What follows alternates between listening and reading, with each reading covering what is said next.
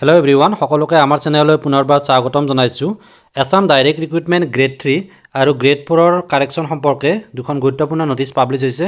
তো ইয়াতে আপোনালোকে দেখিবলৈ পাইছে যিসকলে আসাম ডাইৰেক্ট ৰিক্ৰুটমেণ্টৰ গ্ৰেড 3 বা গ্ৰেড 4 ত অনলাইন এপ্লাই কৰিছিলে আৰু এপ্লাই কৰতে যদি বাই মিষ্টেক কিবা টাইপিং মিছ হৈছিলে এই গোটেইখিনি কাৰেকচন কৰিব পাৰিব কালিৰ পৰা অৰ্থাৎ 5 জানুৱাৰী 2024 টু 18th জানুৱাৰী 2024 11 AM কাইলৈৰ পৰা কালি 11 বজাৰ পৰা পোৰ্টেলটো খোলা দিব আৰু তেতিয়া কিদৰে কাৰেকচন কৰিব পাৰিব সেই সম্পৰ্কে মই ডিটেইলছ দেখুৱাম।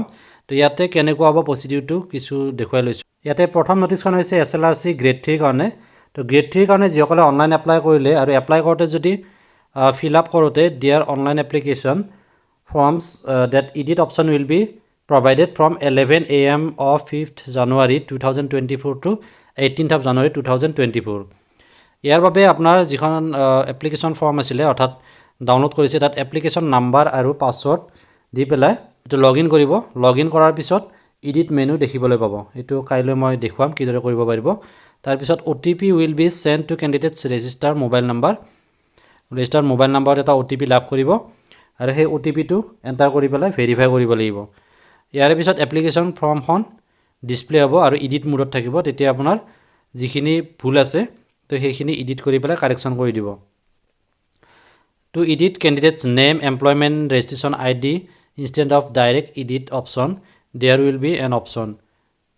Do you want to change তেনেকুৱা কৈ আহিব এটা ডায়লগ বক্স আহিব তাত yes কৰি দিব। yes কৰি পেলাই এইখিনি চেঞ্জ কৰিব পাৰিব। মোবাইল নাম্বাৰটো আপুনি চেঞ্জ কৰিব নোৱাৰিব যেটো ৰেজিষ্টাৰ্ড মোবাইল নাম্বাৰ আছিল সেইটো চেঞ্জ কৰিব নোৱাৰিব। ফটোগ্ৰাফ আৰু সিগনেচাৰ এইখিনি চেঞ্জ কৰিব নোৱাৰিব। নেক্সট আহিলে আপডেট বাটন এটা থাকিব তাত গৈ পেলাই গোটেইখিনি কাৰেকচন কৰাৰ পিছত সেই আপডেট বাটনটোত সাবমিট কৰিব লাগিব। এটো মই কালি দেখুৱাম। গ্ৰেড 4 ৰ ঠিক তেনেকুৱা একেই হয়।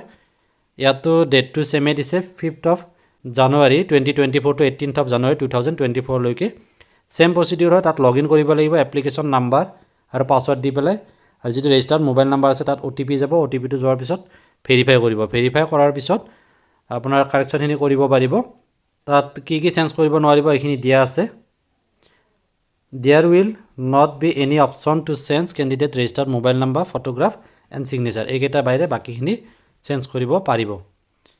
এইখিনি আছিল ইয়াৰে পিছত এনেকুৱা ধৰণৰ গুৰুত্বপূৰ্ণ আপডেটছ বা নোটিছ আহিলে এই সকলোবিলাক আপডেটছ লাভ কৰি থাকিবলৈ আমাৰ চেনেলটো সাবস্ক্ৰাইব কৰিব আৰু ওচৰত থকা বেল বাটনটো দবাই ৰাখিব। ধন্যবাদ।